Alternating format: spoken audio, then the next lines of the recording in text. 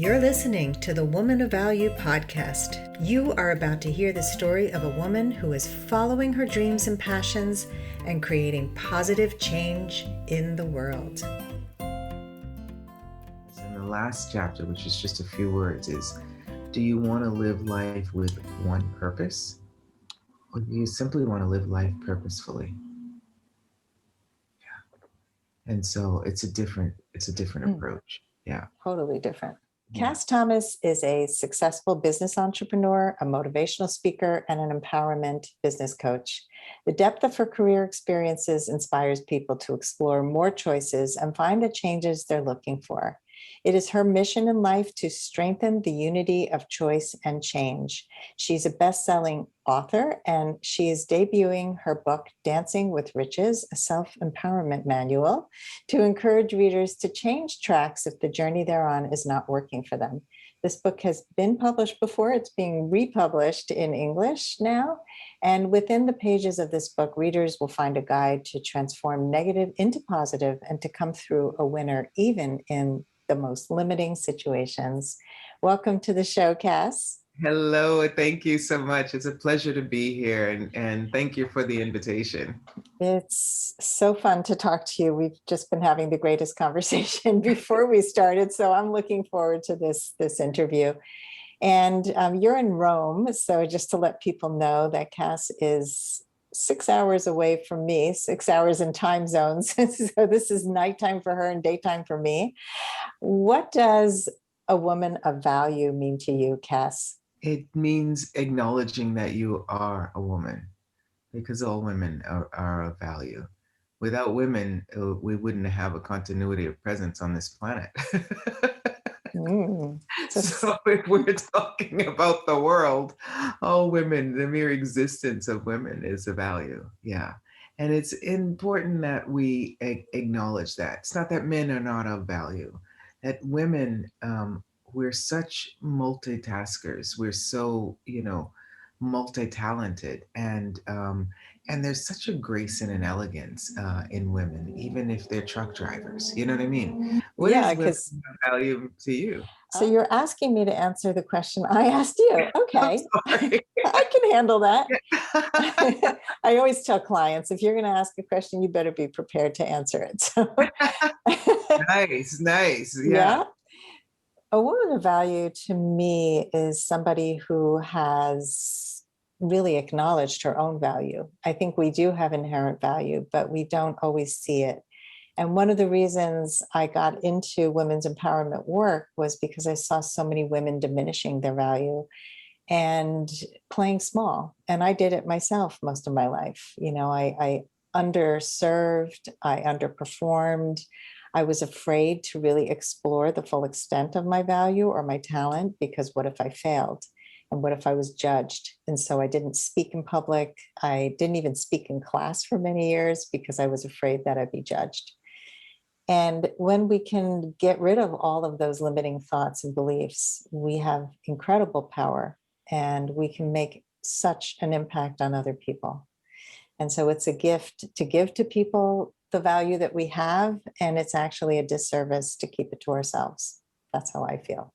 Yeah, absolutely. And it's so funny because in that new book, Dancing with Riches, I mentioned how my cousin had said to me, Kass, if people don't agree with you, you actually present it in different ways because you figure they just didn't understand you.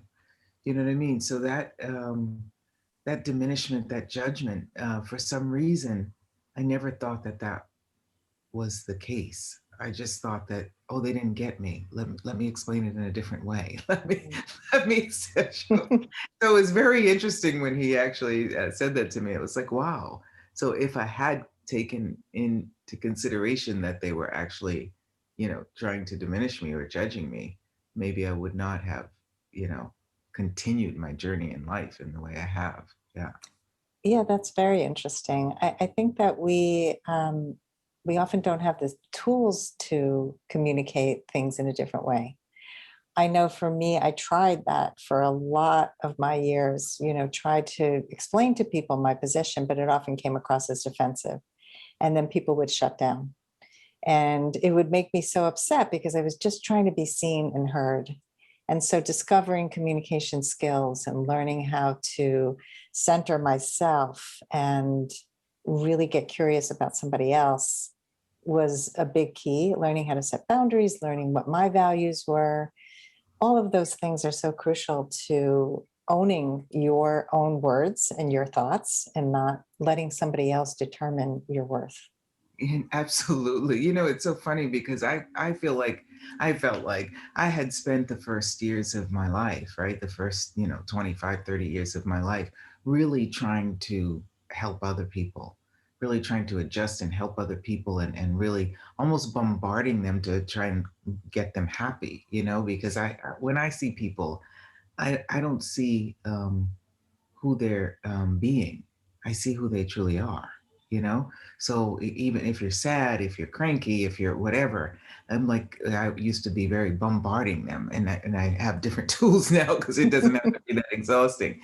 But the reality is that if we're willing to really shine our magic, acknowledge our magic and let it shine out, then that light will actually shine on others. And if they see you, I always say, if someone says, "Oh, you're fabulous. Oh, you're this, you're that," I'm like, if you can see it, that means you can be it. Mm. Otherwise, you wouldn't see it. So when I said, "Okay, I'm going to start dedicating my life to me," everybody started saying to me, "Oh, you're so generous." And I'm like, "What? I'm working on me. I'm dedicating my life to me now. I spent all those years dedicating my life to others, and they didn't even get that. So really good, really, you know what I mean? So really, yeah. So really, if we're just like you said, if we're willing to acknowledge our greatness, right, our magic, our brilliance, our shine, our value, right, then that's actually a contribution to others because they say, "Wow, she's different and she's fine with being different. So maybe I can be fine with being Mhm. different too." And Yeah. we just may not even look at it that way, but it's true. That's the way it is. I totally am with you. And I think, it made me think about when you said people thought you were so generous when you were taking care of yourself.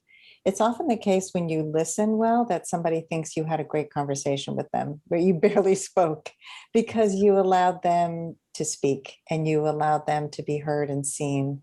And that's what we all want. And so when we take care of ourselves, it's honoring ourselves and it's giving people permission to do the same. I think as a parent, I was not brought up with that model at all.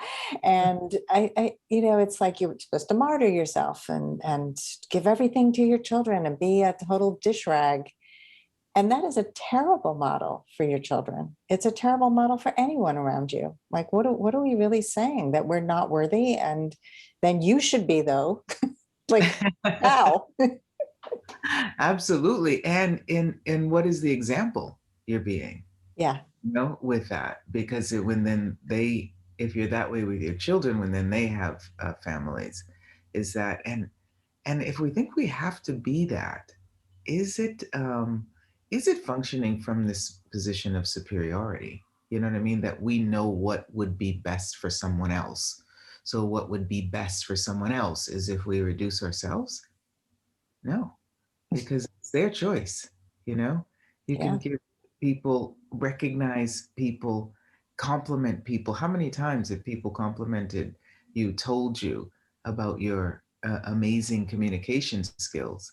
And it's not until you acknowledged it, right, that you started then working with it. And when you said that just that silence thing, uh, communication, a lot of times, we're both, considered experts in communication, right? So when a lot of times, and just a question for you too, how many times do people think that communication is about what you are transmitting to somebody? But communication is not a one-way street, it's minimum a two-way street, and it can be a roundabout. What do we call that in the States? They call it rotary. uh, Rotary. Traffic rotary, right? Yeah, exactly. Okay, yeah. But that being willing to listen to someone and to hear what they're saying from their perspective too, you know? Yeah. And that's what I tell people a lot of times. What we hear and what we consider as judgment may simply be the way people communicate. Mhm. You know, I remember once my husband was like, "No, you should do this with your business. You got to do this, and you got to do this, and you got to do this, and you got to do this." And I was like, "No, I'm not doing that." And he was like, "Whoa, whoa, whoa, what's the matter?" And I was like, "I'm not going to do it." He said, "You've got a successful business. You're the one that chooses. This is just the way I'm giving my input." And I was like, "Oh, okay." You know, so how much do we, interpret as judgment and criticism, which is actually just the way somebody communicates? Yeah. And right. It's so true. I mean, I'm in the process of rebuilding this quiz that I created about communication archetypes for my other website. And I so I've identified 4 communication archetypes to represent the aggressive and passive aggressive, the assertive and the passive, and I call them the puppy is the passive, the koala is the passive aggressive, the scorpion is the aggressor, and the lioness is the assertive. And no matter what your style comes out to be, you're still communicating with other people. And so there's a series of emails that are being put up in this campaign now where it's like, okay, great, you're an assertive person, but you're working with people who are aggressive. You're working with people who are passive aggressive. How do you deal with those people? Like you said, it's not just us. And we can have family members or children or, just friends. How do we deal with people who have different styles, who are not us, because nobody is us? Exactly. That's what I always say. Nobody does you better than you. So then don't Right? try to be like someone else because their job's already taken. They're doing. Yeah, exactly. I was just talking about this on my 7 Steps Explosion workshop today, that there's some window or doorway, or sometimes just a crack where people are sensitive. And if you're willing to approach them from that angle, but seeing things from their perspective and approach them from that angle, you will find, let's say, the softness in them. Because for me, with these 7 steps I was talking to you about, the third step is like lowering your barriers. And people who have up barriers, when you lower them, actually their barriers come down as well when you lower yours. And people who have up barriers and are aggressive, right? When you are willing to actually see them from a different perspective, they're sometimes the most sensitive people ever, because something, really good reasons and justifications for putting up those barriers, for not being hurt. How many people have had their hearts broken, and put up those barriers around their heart? So if you're willing, really to see things from their perspective and to approach them in a way that they're willing to receive you, your communication with them can be nothing but flawless. Yeah. So Yeah. true. And I'm noticing how you got very soft when you spoke about this. Yeah. Yeah. It's just, it's so, I'm so delighted because it's the invitation that we are too. And I have to tell you about Sandy, the name. I didn't mention that to you Uh-oh. yet. You might be a sister from another mister. Yeah, just they it's so lovely when people actually connect with their uniqueness, and that they're no longer feeling a lack of self-esteem or self-confidence when they really get that nobody does them better than they do themselves. Nobody Mhm. can do it better than you. And so if somebody's not receiving you and doing what is judgment, oh, okay, I'm sorry. Not I'm sorry for the way I am. I'm sorry that it doesn't work for you. So what if your goal, your target is to have a flow of communication with them, So just tell me, what is it? What is the way that it would work for you? Yeah. And sometimes people don't even know because they're so used to, going into conflict. I have a friend of mine, she took one of these classes and she was so uncomfortable relating to people with their barriers down Yeah. because she organizes music festivals and drummers, and stuff like that. And so she's used to working for them and they're very pushy and they want this. And so talking to people, like you said, with this softness was like, she felt like she had fleas. She started like itching. She was like, I'm not comfortable because I know how to deal with aggressive people, but how do I deal with kind people? Yeah, yeah, and I definitely see that. And I've seen the opposite also. I have a client who I've been working with for many years. She's an interior designer, and she had a business for 20 years that was successful, but it was filled with people who were difficult because they just fell in her net, and she didn't have any way to be discerning, to really identify who she works best with, how she works, how she wants to work. So I helped her get a lot of clarity in her work, but I also really helped her with her communication because she was such a people pleaser that she did not stand up to people who were abusive. And there were people who were so harsh. And some of them, now that she knows how to communicate better, some of them have apologized, some of them have changed their ways, but there have been a few who were like marking up her contract and saying, no, your contract is wrong. And she's like, no, that doesn't work for me. Exactly. And it's such a great way that with the access consciousness that I'm sorry, this doesn't work for me. I'm not saying you're wrong. Mhm. I'm just saying that it doesn't work for me. So if Yeah. you would like to find something that works for me, then we can discuss it. If you would not like to, that's fine. Yeah. Okay.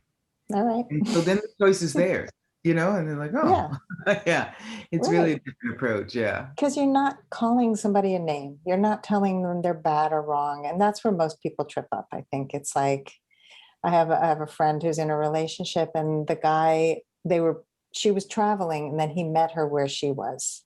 So they were both on foreign ground and both uncomfortable. And he had just gotten off the plane, was exhausted, and she was trying to make him happy and accommodate him. And he got really triggered.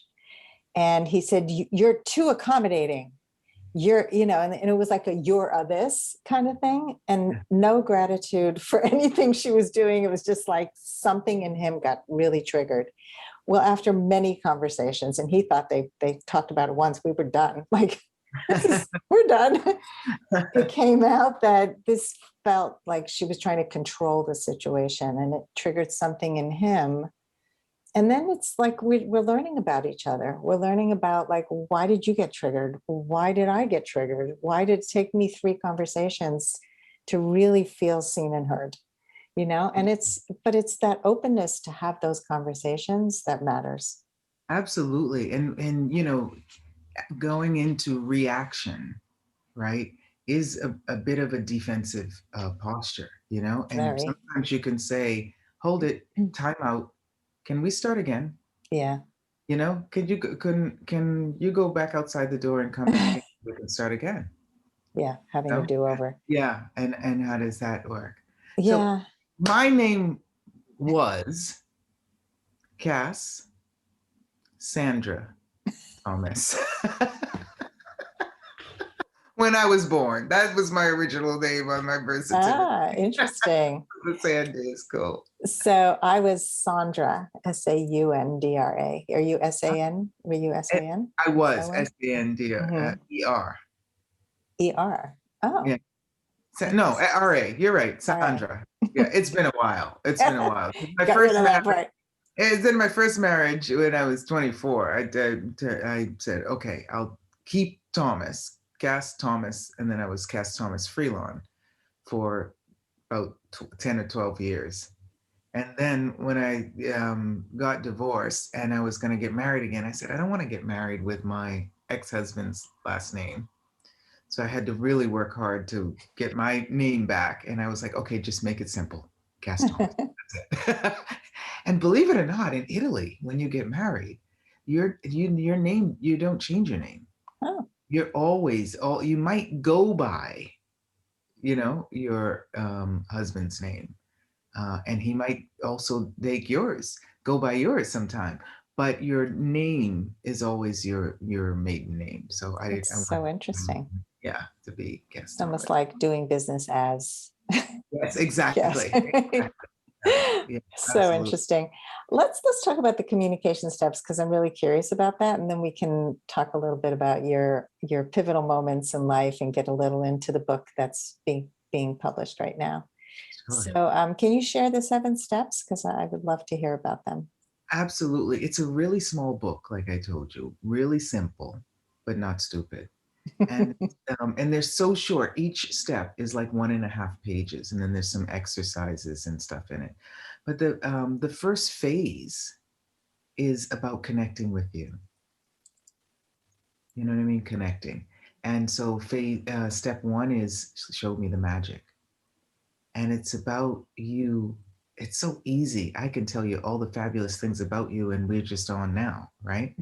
But for to be able to acknowledge and recognize what is different, unique about you is not that easy for people. Mhm. Other people can see it in you quite easily, you know. But for us to actually notice what's unique and what's different about us, in business we say your unique selling point, right? Um, and so that's what it is. And the moment you begin to look at that, there's something where your heart starts beating in a different way, or you're able to feel that heartbeat in a different way. You feel this movement inside of you, it might be at your third chakra, your solar plexus, it might be in your heart. There's this warmth that comes over you, and there is a potency, that is vulnerable, and you're not, there's nobody that can deny you what you know about yourself. And a lot of times, when we get that connection with ourselves, step two is talk to your body, not at your body, but to your body, and allow your body to let you know what works for you, what's not working for you, when you are connected with you and when you're not. So that you can, in any, like you were talking about your friends or your clients, when you're going outside of yourself to accommodate someone doesn't mean you cannot accommodate them if you stay present with yourself. So that is the basis of communication, because it all starts with you. And a lot of times people think that that's egotistical, or it's just concentrating on you. But it's such a gift for people when you're present. How often do you meet with people in there? If you could put a statue there, go out for a walk, come back, and then still be talking. My father used to do that. He would call and just vomit out his life and complain a lot. And I wouldn't listen. My sister, who was much less boundaried at the time, she would put the phone down, do her work. And I'd say, if that's working for you, great. But what are you teaching him? That it's okay for him to dump stuff on you and then walk away? Like, I don't know, like that just wouldn't work for me. So, yeah, it's not Wait, being present at all. It's not tuned in. yeah. And, when we are present, that show me the magic. You're actually, it's an invitation for people to see what's different about them. And when you connect to you, when you begin really connecting with yourself, you begin shining this sort of, it's different. When you said, oh, your voice got softer then, when I was talking, and it connects to something in you. And so it's an invitation for you to invite others to say, wow, I'm feeling different at the moment. So the first step is show me the magic. And the second step is talk to your body, listen to your body, don't be judgmental towards your body. Because we're here. I mean, we could be angels and light beings and all, on Mars, but we're here, and we've got bodies. And so a lot of times we really can, 80% minimum of what shows up in your body starts with your mind.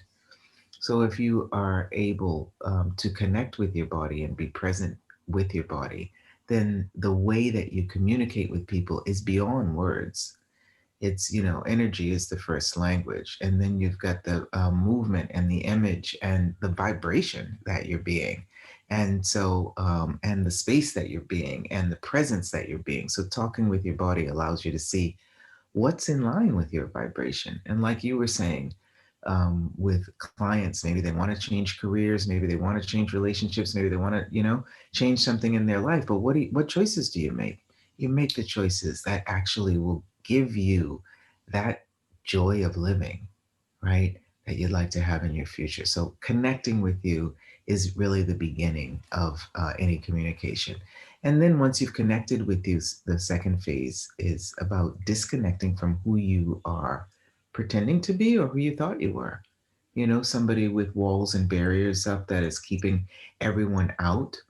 The problem with that is that not only are you keeping other people out, you know, but you're keeping yourself locked in. So a lot of times we think, oh, I don't know why they don't like me. I don't know why they're not receiving me. I don't know why they're not communicating with me. Are you sure they're not communicating with you, or are they not communicating with those walls and barriers that you put up? So step 3 in that disconnect phase is about lowering your barriers. And we play a lot with that, lowering your barriers. And step 4 is going beyond the veil, it's called.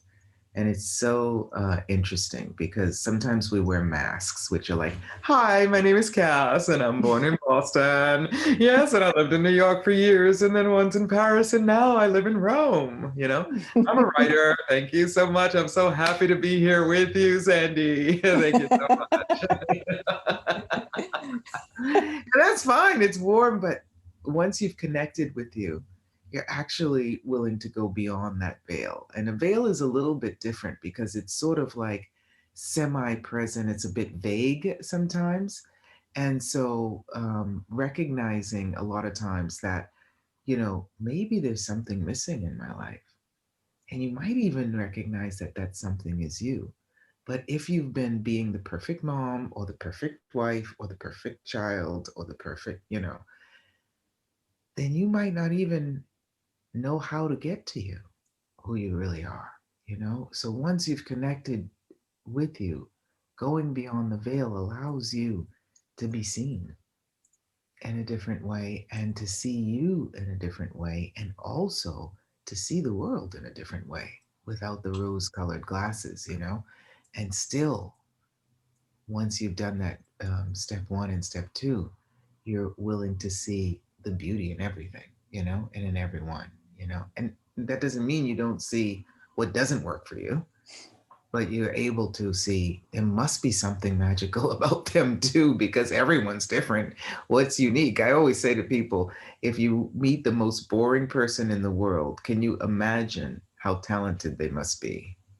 With everything that's going on in life, everything that's going on around you, everything that's going on in your body, all those molecules inside the cells and the body, how could you possibly be boring? You got to have talent. You've got to have talent. So yeah. And then step 6 and 7 are part of that reconnect phase. So once you've connected with you and disconnected from who you are not, you reconnect with people in a very different way. So step 5 is about engaging um, other people's universe, seeing things like I was saying earlier from other people's perspective and seeing what is the way that you could approach the conversation that actually works for them and allows you to reach your goal in the communication with them. So they might like tennis, they might like football, they might, and you don't have to say, oh, I love tennis too. I know nothing about tennis. You might say that, although I do. I like tennis. Anyway, but and when you're willing to do that, to approach the conversation, engage with all the elements in the whole world and universe, then that person feels comfortable, more comfortable with you, and you can see in your body let you know when they get more comfortable and when they've actually opened up some communication with you. So anyway, the book is an introduction to this, and I do workshops on it. And step 6 is about expanding your zone. A lot of times we're so focused on just what we want to talk, where I want to talk to Sandy and I want to talk to Sandy about this. And I never discover that, hey, we were living in New York at the same time. Maybe we even were at the same cafe. How do we know? Maybe. Right, on the Upper West Side. I was living on the West Side too. I was quite often at Lincoln Center. So being willing to expand your zone and access information about your past, about your present, and also about your future, and also explore different means of communication with people. And also it's also about communicating with hairy and invisible friends, animals. They're so amazing. You were talking about your program, your the scorpion and right and the lioness, and when you talked about the lioness, I was thinking about going on this. In the United States we call it safari ride. In South Africa they call it bush ride. Ah. But I've been several times to South Africa, and I've been on maybe 10 bush rides. And animals, Sandy, it is so amazing to watch them, because it is actually the way we live our lives. It's just that they do it with such simplicity, and the really the buffaloes, and how they just want to show you that they're the bosses.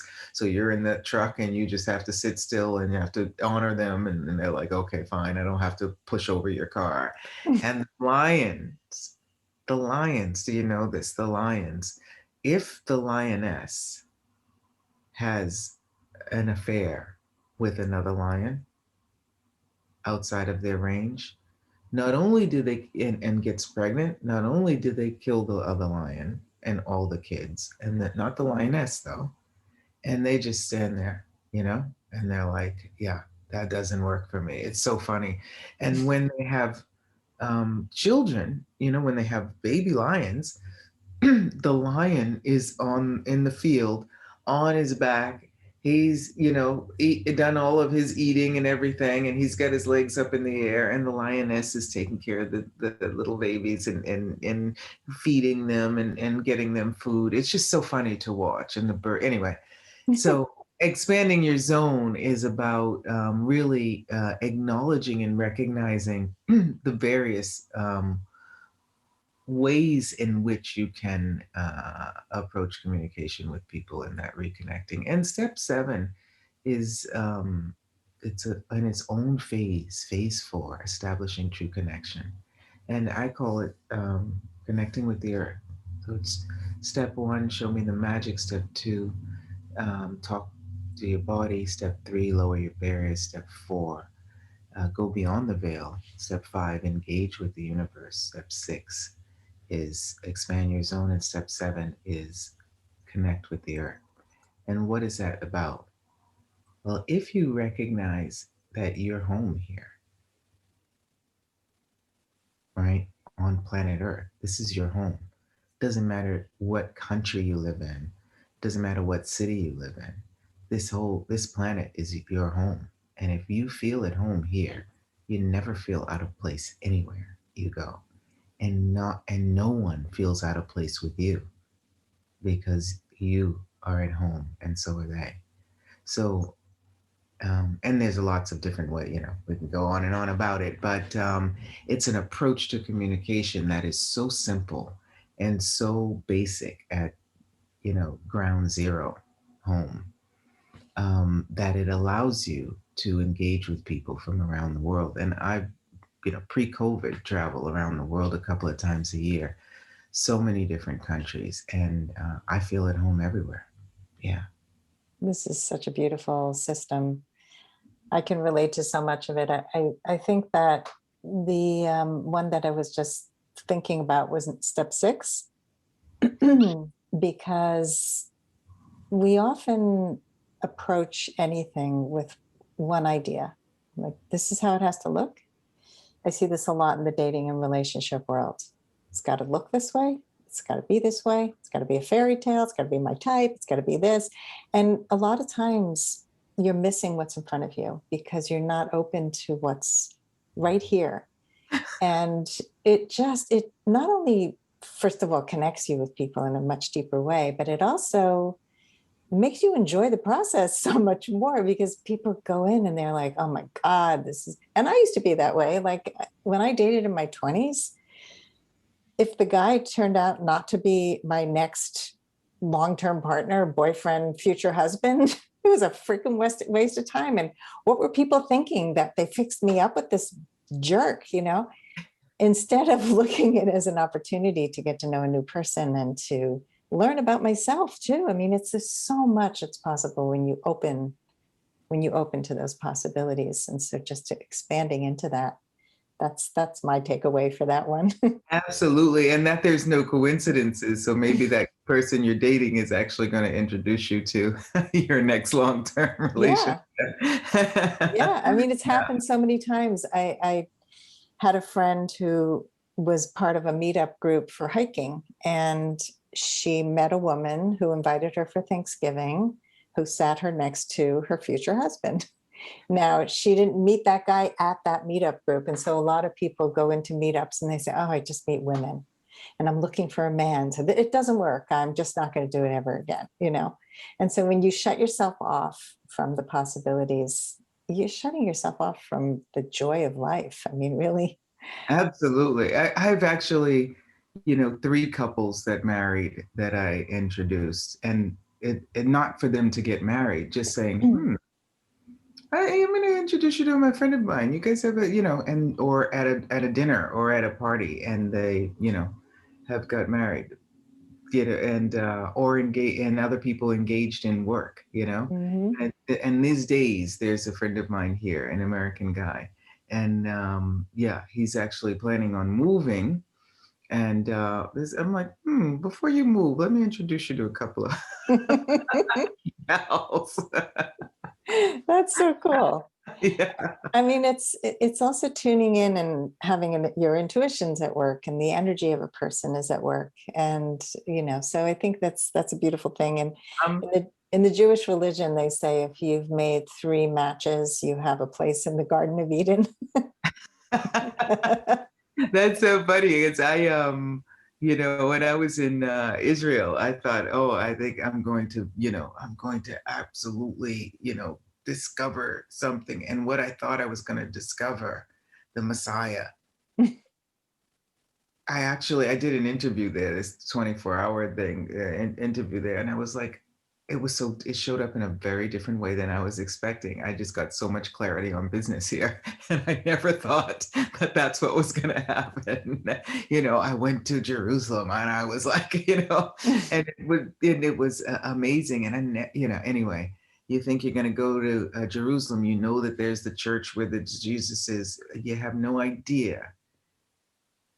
You have no idea that at noon, you're going to not only hear the church bells, you're going to hear the Muslims, and you're going to also hear the Jewish, the synagogues and the temples. And it's like they never tell us that, how much of the 360 degrees is going on around the world. But because we are only willing to receive it from, one direction, we're not actually aware of it. Yeah. Yeah. And I'm really sorry you're so busy because you're so amazing with communication. I'd love you to be a 7 Steps teacher. I've got a program for teachers too. But I know you're very busy. But We'll talk. So let's get into the woman of value aha moment. Tell us, I know you started to talk a little bit before we recorded about some pivotal moments. And so I'm sure you have many, but if you can share one really pivotal moment of your life where you went, this is life-changing. Absolutely. Well, I'm in Rome now. And one of the moments that for me was pivotal was it was a 6-month period in my life where my life completely changed. I had been working for almost 10 years in hospitality management, five-star hotels, and I lost my job. Never happened to me before. You know, it was I won't say a mistake on their part. I'm really grateful for it, but it did have, you know, it was a contribution to me because I did, you know, win a lawsuit with them. I was never someone to do a lawsuit. It was something very different for me. I was also immediately, um, they wanted to hire me in different hotels because I had just won, you know, concierge of the year from Where magazine. And so they were like, "Oh, come and work here in even higher level hotels."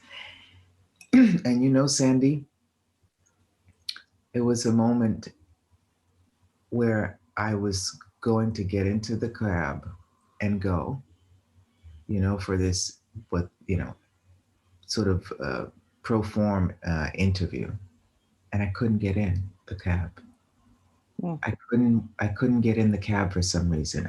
My body was shaking, you know, and I called them and I said, "I'm so sorry. I don't know what's showing up, um, but I don't think that I can accept this job at the moment. And you know, thank you so much, but I just can't go." And it was 6 months actually, that transformed my life. I think that was in August, um, and in January, or maybe it was in September. In January, one of my dearest friends died of AIDS, Mm. and just, you know, it was a time where my husband at the time uh, really demanded I go on vacation with him, and I really wanted to stay in New York and be with my friend. And my friend died while I was away, and I went on unemployment, which, you know, middle class. I had never been on unemployment. It was not something I did, and I started traveling, you know, with a jazz artist, and my sister-in-law at the time, six-time Grammy nominee Nina Freelon. She just came out with a new album, Mm. uh, and she said, "Look, I can't pay you, but I can pay for your travel, and I can pay for your, you know, stay and your." And I started traveling all around the U.S. and then all around Europe with her because I was speaking French and Spanish and understood Italian, so I was her tour manager. And I reconnected with me. You know, I hadn't been in Europe in 10 years. Hadn't I lived in Paris for a year in my junior year abroad. I had been in Rome quite a bit. And when I got to Rome, all roads lead to Rome. Come to Rome, guys. Will stand at the Colosseum. You will connect. And she was waiting for me to come down and help her with an interview with the language, and I couldn't get out of the tub. I was crying in the tub, and I had no idea why. And I realized that there was a transformation happening. And I said, "I think that I'm not happy in my marriage." And I went home, and it was on March 17th, you know, the Irish up at St. Pat's Day. And I'm from Boston, so it was like we had the day off on March 17th. And I remember sitting on you know, on a bench in New York, and I said, "I gotta change my life." And I moved in. My friend who had passed away, there's no coincidences. He had a brownstone in Gramercy Park that I had been taking care of for him while he was in the hospital, hoping that he would come out. And so I had a place to go. Had no job, but I did have a place to go because that was a place I was taking care of. And it really, you know, even if you think you're making the wrong choice, even if, you know, everyone says to you, "What, are you crazy? You know, you're going to get that high pay job, and you're going to continue in a career which you're having success in, and you have a good marriage, and what are you doing?" You know, and your body's telling you no. And you have to follow your knowing, because what is it that is the future that you may not be willing to acknowledge? But if you follow your instinct, your intuition, your knowing, your gut feeling, right, then how much can you create? And so 6 months later, this guy I had met when I came to Rome when I was studying called me up. And I was like, oh, I had been married at 22. I was together with my husband, monogamous relationship. But you can imagine in 6 months how many people I had given my number to, right? I was like, who is this guy? What is this? And then and I was like, oh my gosh, is this, Marco Corbelli? That's my character. He said, yes, it is. And of course, he had somebody, I had someone. So we just did this dance, He came and he's an architect. I took him around New York, at Guggenheim and everything. And we started this solo dance for about a year. And finally I moved to Rome. And it's just opened up amazing things to me. And my friend Orlando, who passed away, I was studying French. He was like, oh, why are you so into French? Italian. You have to like Italians. You have to get Italian. And so, and I love food, Sandy. I love food. I really do. I love eating. I love flavors. I don't want to eat a sandwich while on the run. I love food. And Italy is like, magic with food. Yeah. So, and and I have several businesses. I started producing films. It just really completely changed my life. Yeah. So is that a good example? I'll say.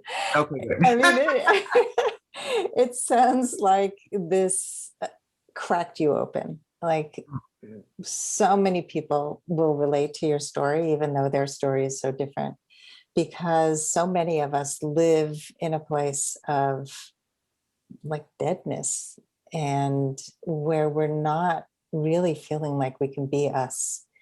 And I mean, I can relate to your story. I was in a marriage that wasn't really gratifying in so many ways. I could not be me. I could on some levels, but I couldn't really be me. And when I got divorced and I finally had that pivotal moment for myself, I tapped into my higher power. I couldn't do that when I was married. And he couldn't be who he was when we were married. He's happier, I'm happier.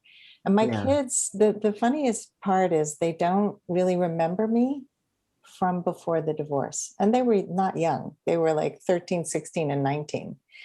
But it's like I'm such a different person that I almost disappeared before. And stepping into like, who are you? What are you meant to be in this world? And lots of people are always going to tell you you're crazy. I mean, I was told so many times, just get a job at Starbucks and stop trying to make a career out of this. It's too hard, just get a steady job where you have health benefits, just do something safe. But I'm not a safe person. I take emotional risks all the time. And I think that's important. And Yeah. and then tapping into other people who do the same thing, right? We can then have that ripple effect because you leaving opened other doors. And I think that often people stay in this little bubble because of the fear of what might be. So many people said to me while I was divorcing, I don't know if you had this experience, but don't leave. I'm not happy either, but we have very separate parallel lives and it works for us. And I'm like, that's great. I'm not you. Did you notice? Exactly. Good for you. Yeah. When I came back from my, crying in the bathroom in Rome, and we had an hour and a half conversation when listing all the things that were not working in the marriage. And we totally agreed. He totally agreed with me. I totally agreed. And I said, okay, so I have to leave. What? What do you mean, what? I'm going to go. Mm-hmm. What do you mean you're going to go? I mean, people don't have exactly what they said to you. People don't have it. And I say, yeah, but okay, we can try it, channelers, therapists, whatever. And, they said to me, the dance is always yours. The music may change, the partner may change, but the dance is yours, you know? So it's up to you to choose the partner, but the dance is yours. And I said, well, you know what? I'm ready to choose another partner. Yeah. I don't, you know what I mean? And I had said, I will never get divorced. As my parents had both divorced and got together to have me. So I was like, I'm never going to do that. That's not what I'm going to do. And so you wake up in the morning, and my mom had said to me, who was amazing, she was amazing. She said to me, I don't think that's a good idea for you to travel and be somebody's tour guide, on a travel. I said, you don't? I think it's great.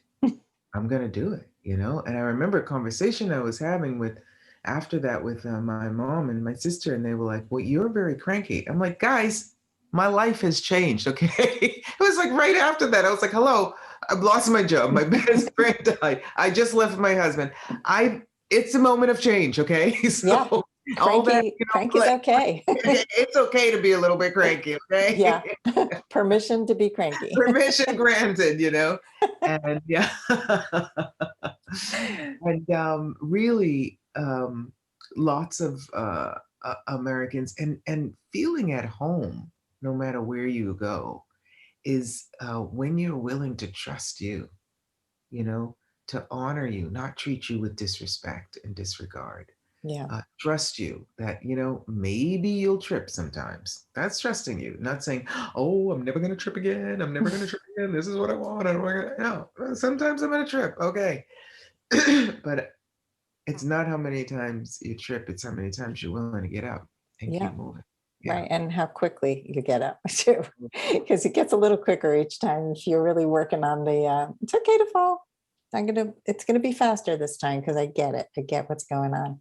Absolutely. And, this kind of reminds me of the beginning of our conversation where we were talking about communication styles and how we have to see things through other people's lenses because we see it through our own.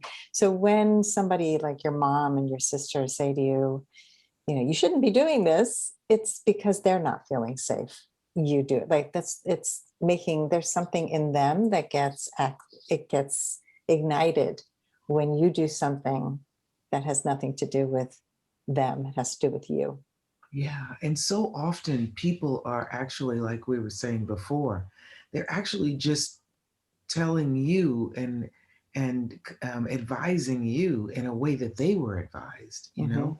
like and I write about that in my Dancing with Riches book, because my mom, her first marriage, she had my sister with her first marriage. She was accommodating, her mother's idea of an ideal partner, you know, but it wasn't for her. And sooner or later, she left that and chose someone who was not the ideal idea from my grandmother. My grandmother was, the commissioner of insurance for the state of Massachusetts, like the most, there was no Black woman in the country that had that kind of, position she had. So she was a politician, and my mom was like, hey, wanting to party, So she accepted what other people had said. And how many times are people, when they are, advising you, are they giving you the advice that they bought and that didn't, allow them to explore their lives? And I've never been like that. Yeah, I've always followed what I know. You know why I went to Paris, Sandy? Yeah, why? When I was 8 years old, living in Roxbury, going to the elementary school, the public elementary school, there was a woman, a third grade teacher that would write on the board every morning, Bonjour, aujourd'hui est lundi. Hello, good morning. Today is Monday. Every morning she would write for a whole year. Bonjour, aujourd'hui est mardi. Good morning. Today is Tuesday. And at the end of that year, I remember looking at that board. I can still see that board. And I said, one day I'm going to go to Paris and I'm going to speak French. Mm. And so, I went to, the oldest public high school in the States. It's called Boston Latin. And I took French. And my dad's like, what are you taking French for? Spanish is going to be the second language in this country. You get to speak Spanish. And I was like, Dad, I like French. And I was taking French. And I went to college. And I was like, I left Boston. And funny thing is, I had a scholarship at Boston University, 4-year scholarship. But I was like, I can't stay in Boston. There's 650,000 people in Boston. I'm going to go to New York, 10 million. I need a bigger reality, you know? And New York University had that junior year abroad in Paris. Mm. So my dad said, you can't study French and make that your major. When are you going to get a job when you study French? You got to choose something. I was like, okay, I'll choose journalism, mass broadcasting, mass communication and broadcast journalism. But I'm going to take enough French to cover the prerequisites to do that year in Paris. And had I not done that, and I often ask people that, and what is it at 8 years old that you knew you wanted to do? Mm-hmm. And is it time to activate that? Yeah. And so, yeah. So I Yeah. wouldn't be here. I wouldn't be talking to you Yeah, if I that's stayed right. in Boston or even maybe not in New York. Yeah. Right. I think a lot of people feel like they could look at a life like yours and think, oh, she's so flighty. She just keeps pivoting and changing things. She can't stick with anything. And then I look at it as if you connect the dots, they're all connected. you Yeah. know, one Yeah. thing leads to the next, because I've had 100 careers too. And because I follow my intuition. And so I was an artist most of my life and in many different forms. I was married to a comedian and I wrote comedy and didn't know I could do that. I love I that. right. So I did some really interesting, fun things because I just kept going with what's here.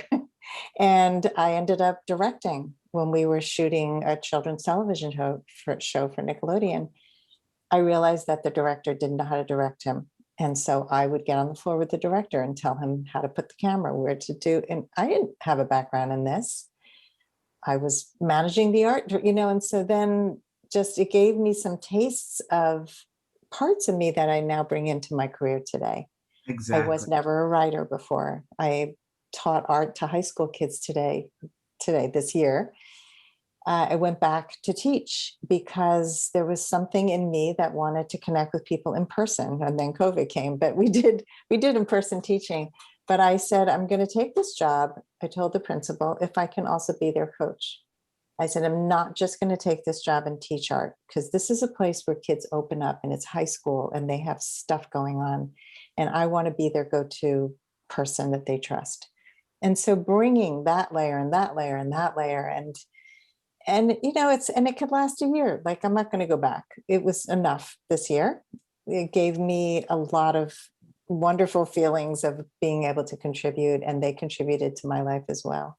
Absolutely. And everything, actually. I remember with my high school, it's exam high school, and the headmaster there asked me. I was I think already living in Rome. And we're alumni there, and he asked me, could you come in and talk to this student?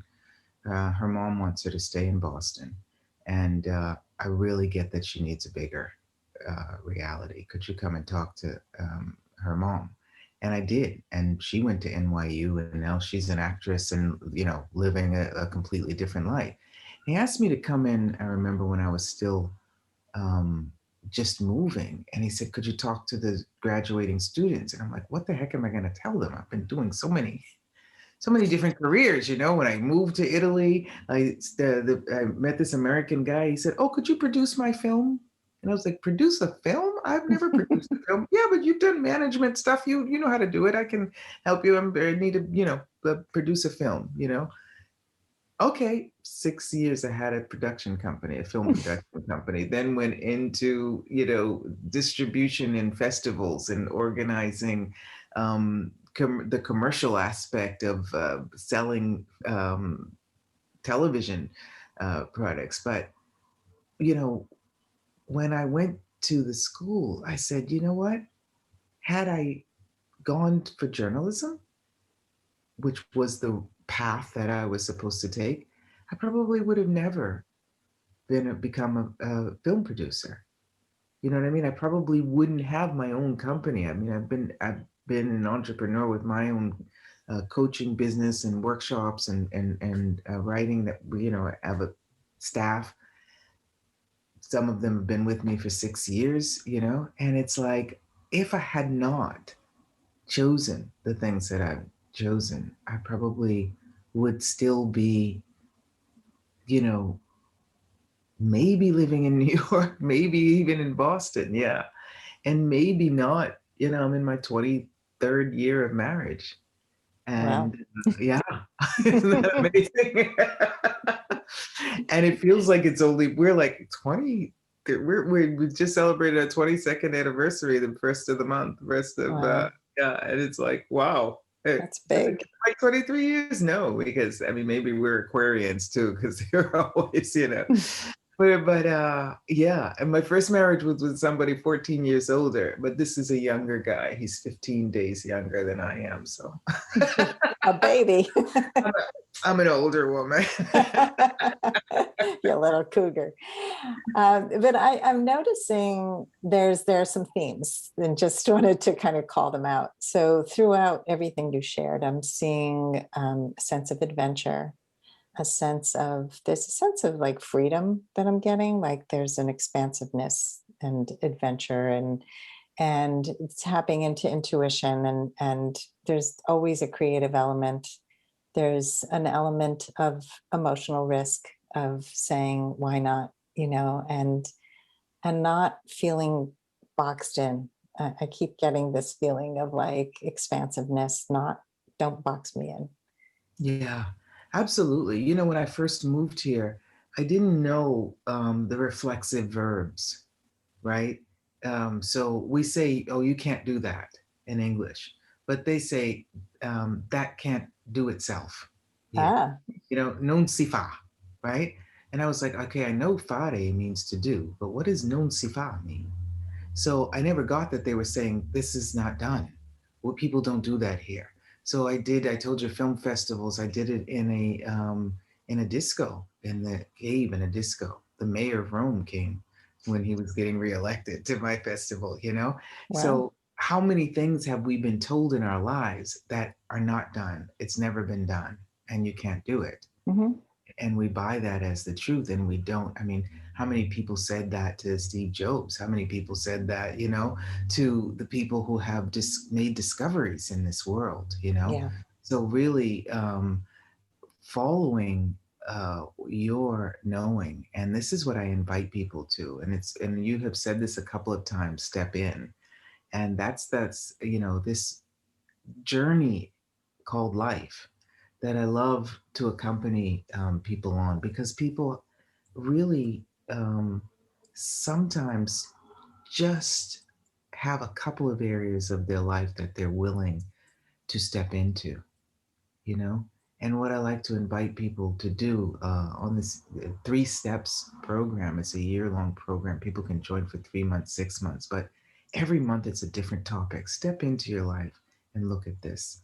Look at your body, look at money and finance, look at relationship, look at family, look at social life, different topics. Step in and step up and recognize your talents and abilities that you may not have acknowledged yet, and step out and share those with the world, you know, and see the world from a different perspective. So that, would I be able to do that if I hadn't done that myself, you know? I've been to China, I've been to, you know, Kuwait, I've been to Dubai, I've been to Egypt, I've been to Brazil, I've been to, you know, all over the world more than once. And I love it. I love it. And if we feel that we don't belong in a place, then we're not acknowledging that we're home here. Yeah. And so people Yeah. don't often think that they would choose or do something. And I like to just allow them to see, invite them to see things from a different perspective. Do you know that song by Dee Dee Bridgewater?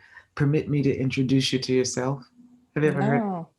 Permit me to introduce you to yourself. I believe you two have never really met.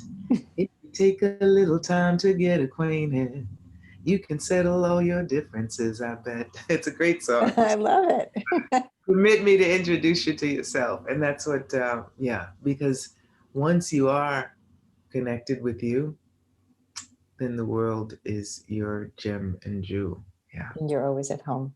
Yeah.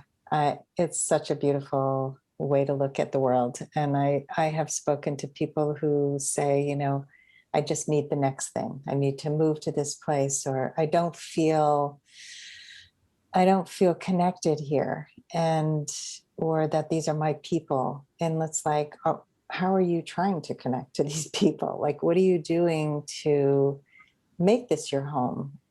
I think back at like my first apartment in Manhattan was so disgusting. It was on 71st and Broadway, and I lived in this like tiny little room, and it was like a railroad type of apartment. And our stove there was something wrong with like the broiler where things would fall out of the back. And I once had company, and I was making chicken in the broiler, and it kept falling out the back, and I didn't realize it. And like a week later, my whole apartment smelled terrible. But I loved the apartment because it was my freedom. It was my way to connect with Manhattan and to start a new life. And so it didn't matter where I lived. I made it a home. I always made every place my home, and never really thought about it because I was so disconnected from myself in many other ways. But that's something that I always loved to travel and to just really make it personal, make it my home. Yeah. And the when you're present with you, you begin seeing things in a from a different perspective. And there are no mistakes. There's no you can't lose. Yeah, You win or you learn something. absolutely. If you're willing to receive that, then the next time that shows up in your life, you'll be like, oh, wait a minute. Hmm. What would I like to choose this time? Hmm. What is Exactly. it that's going to work for me this time? Yeah, absolutely. Yeah. And it's Yeah, so empowering to know that we're always a choice. yeah, I'm absolutely. I'm a love the word choice. Yeah, I'm writing a book called Choice Points in Dating, and because I realize that so many people will say, I don't have a choice. I was brought up this way. This is the way I was raised. Oh, my parents were crazy, so I'm crazy. Or, it's the town I live in. I don't have the right education. I don't have 6,000 degrees. I'm too fat. I'm too old. I'm too ugly. It's just, I don't have a choice. It's just what happens. Older men like younger women. I mean, we could just go on and on. And we're always a choice. You can choose how you show up. You can choose how you message somebody, how you are assertive instead of shut down. There's just lots and lots of choices. Every choice we make creates something, Hmm. creates something in our lives. And sometimes people make these decisions, and the decisions are something that you're not willing to give up as easily as the choices. And so, I said, well, I'm on my second marriage, but who knows? Might have a third one, and Hmm. he always laughs at that. But it's like, what are you willing to choose it? Is it an obligation? Is it a decision, or is it choice? And if you're choosing your life, your job, your relationship every day, Yeah. choose it again. And if you're willing to say, no, I think I'll leave it all, right? I do that with people when they invite me and they host me in different places in different countries for workshops. And the day before I leave, you say, you sure we should still do it? Should we just like cancel it all? What? But when you are willing, like you said, to choose, right? And what can show up if you're willing to choose a no? Hmm. You know, what can show up? What you open up the space for are things that maybe you hadn't even considered at that time. Yeah. So, really, choice is a great creation. And, you know, it's not just about you, it's about what you can offer, right? By being present. And the greatest gift that you can be to people is to receive what they offer. Mm. Yeah. It's hard to receive. So many people struggle with that. Yeah. Especially coaches. They're so busy. Oh, we're so busy helping other people. Are you willing to receive and acknowledge? Yeah. Yeah. Their Yeah. gift. Even if it's just a pen or a Yeah. smile, and you receiving it will be the greatest gift you can be to them. Yeah. Very true. It's such Yeah. a gift to receive. Yeah. So let's talk about your book. Since I don't know, we probably have talked about it at some point, but yeah, talk about Dancing with Riches. Tell us what's. Oh, Do you like it? it's beautiful. Oh, cool. Yeah. Yeah, Dancing with Riches. It's about being in step with the energy of change. But it's a how-to book, basically. And this publisher in France had asked me, "Can you write?" They had published a lot of books about, self-help, empowerment, and stuff like that. And they said, "Can you write a how-to book, like how to use it?" And I said, well, I've been, working with questions, the tools of access consciousness for almost 20 years now. And so I can definitely, this book that I'm writing, I can definitely show you how to utilize questions to give you more awareness and empower you to know what you know. Because a lot of people are looking for answers, right? But if you get an answer from somebody and it's not in line with who you are, it'll take you a while to realize that. And then you have to go back and start again, you know? So, what these tools of access consciousness are about is the tagline on it is empowering people to know that they know, you know. So and I really love that. So I share in the book some of my many experiences, as you see, on different topics on relating to yourself, from in various areas of my life, and how if people are interested in relating to themselves and recognizes the riches of themselves, they can use questions, and I give a series of questions that they can use from different angles, and the body. A lot of people, I had the most sexy body ever. I mean, my body's still sexy, right? But the value, right, of a woman's body is just delightful. It's just delightful. And so, how you can really appreciate your body, and using the tools and relationships with others. I've had lots of relationships, and I'm really good coaching people with if they're interested in having a relationship. And so, really, how to use the tools to see what is the relationship that's going to create more for you, and also with money. Ah, some really good examples with the money. I'm very, um, very happy with my various ways of generating income and helping other people generate income. So, some tools on how you can change your point of view, because if something is not showing up in your life the way you'd like it, you're probably functioning from a point of view, a judgment, right? A decision, a perspective that is not the one that will contribute to you. So, how do you change that point of view? How do you look at it from a different perspective? That's what I share with people, and how you can increase the abundance in your life, the riches in your life, right? The exuberance in your life, by using these questions and accessing your knowing. So, and also with business and what a lot of people want to change careers, or maybe they're thinking about it. Doesn't mean you have to. Want to change relationships. Doesn't mean you have to. But you got to choose not to, Mhm. And this thing about choice, Sandy, that you were saying, a lot of times people don't choose. And that's a choice. Yeah. Choose not to choose. And that allows us to have a really good reason to be pessimistic, and to not, you know what I mean? And to be cranky, and to be judgmental, and to be you know, in those relationships when sometimes people, they're talking about one another behind their backs, they're complaining, you know, um, I always thought I never want to do that. You know, I never want to be there talking, oh, I can't stand him.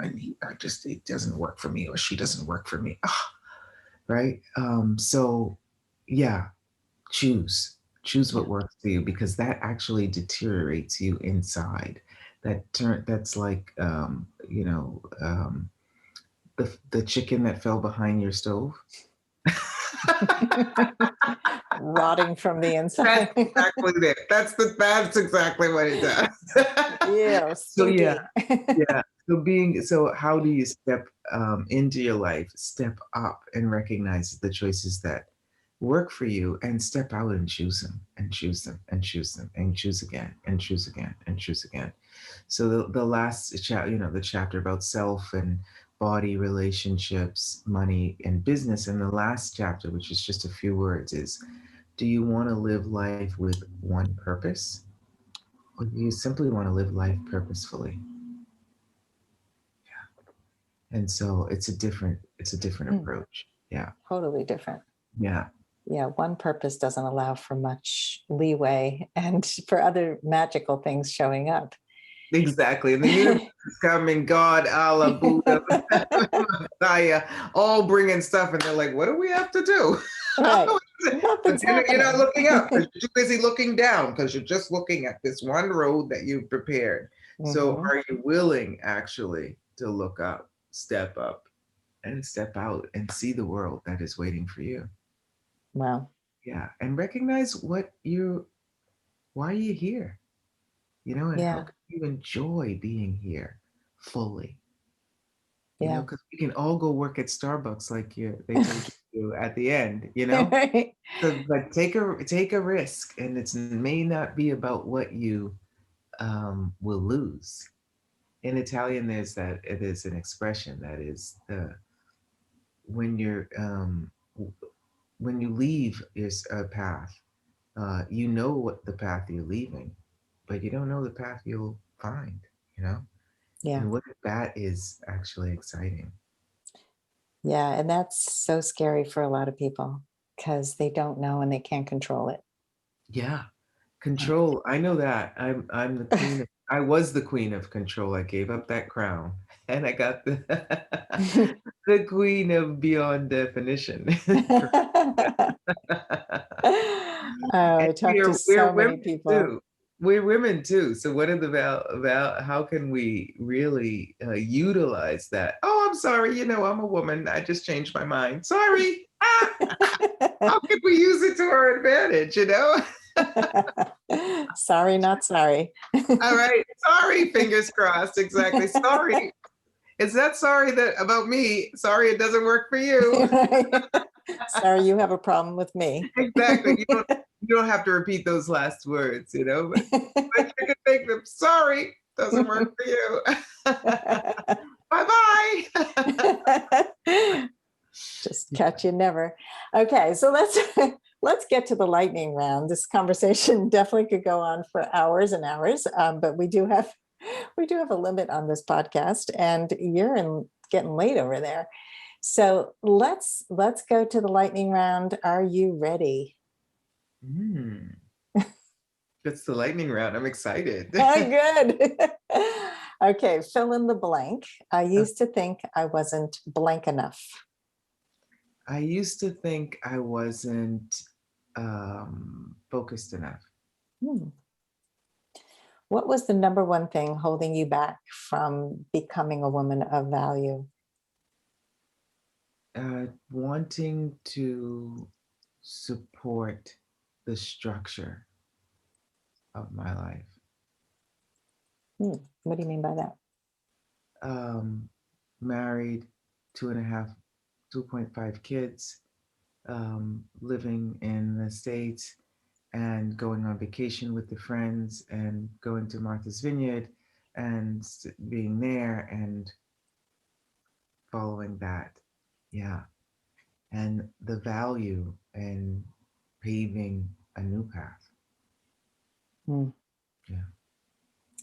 What is the best advice you can give to a woman who wants to become more empowered? Connect with you. Look in the mirror in the morning, in your eyes, and repeat until you feel some movement in your body. Good morning. Hello. Good morning. Until you feel some movement inside. Believe me, it will occur. Interesting. What advice would you give to your younger self? It's going to be okay. Do not give in. Do not give up. Do not ever quit. That's certainly how you're living your life right now. What is something that people get wrong about you? What do they get wrong about me? That I'm not accessible, Mhm. that they can't access me directly, that they have to call my secretary or something like that. That's just never, I just can't even imagine that. I remember I was at a class in Paris and people were like, well, I know you're too busy and you're really busy. And I'm like, what are you talking about? You're talking to me now. Mm. So yeah. So approachable or accessible. Yeah. Yeah. Yeah. Yeah. All right. Well, final question, Kass. How would you like to be remembered? I love that question. As a beacon of light that shines and illuminates the light in other people.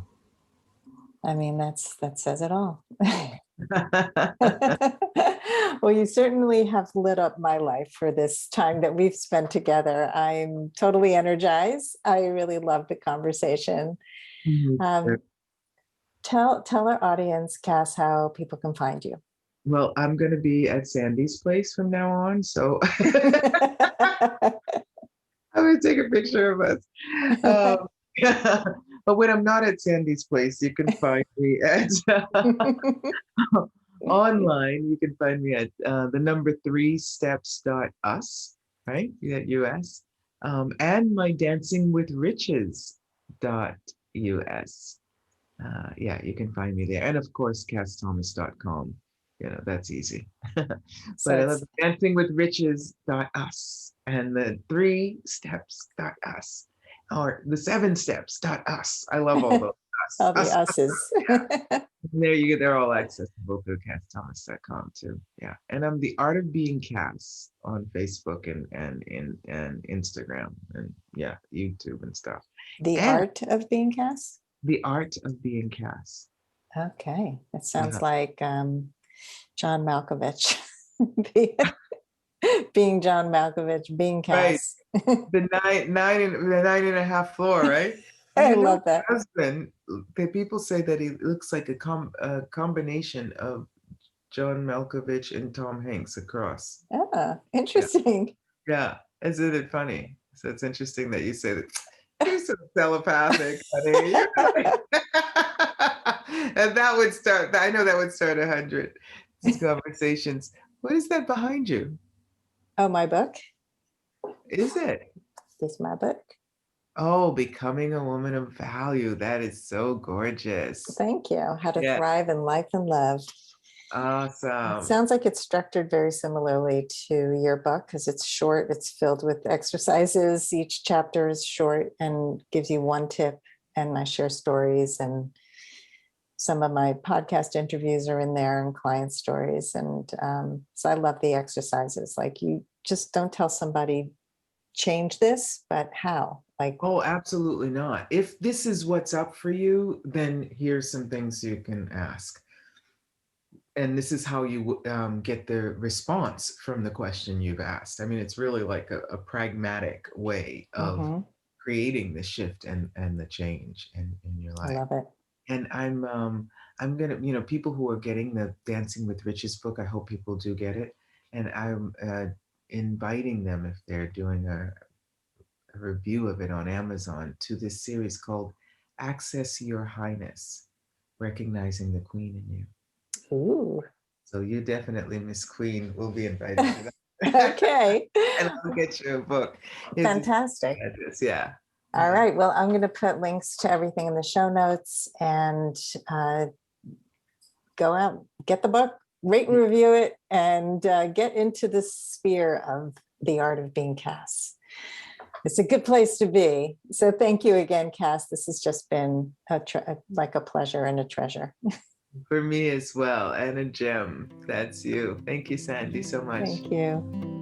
If you would like to step more fully into your value, grab a free copy of The Ultimate Guide to Becoming a Woman of Value on my website, thewomanofvalue.com. Just click the link at the top of the homepage. And if you haven't already done so, be sure to click the subscribe button in your listening app. And if there's something in this episode that inspired you, please share it with others, because the more we share these inspirational stories, the more women of value we will have in this world. I'll see you next time.